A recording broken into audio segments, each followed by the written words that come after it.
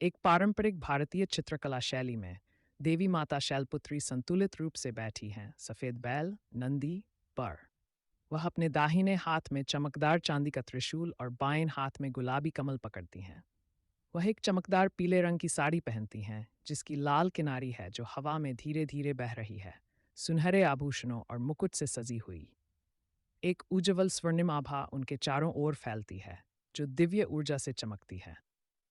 पृष्ठभूमि में हिमालय की चमकदार चोटियां हैं, जो एक आकाशीय आकाश के नीचे स्थित हैं, जिसमें सुनहरी किरणें, चमकती चमक और दिव्य कण झिलमिलाते हैं।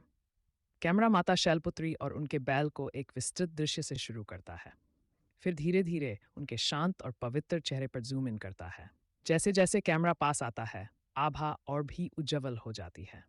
उनकी साड़ी और आभूषणों की कोमल हलचल और उनकी दिव्य उपस्थिति को जीवंत करती है। यह दृश्य भक्तिपूर्ण और मोहक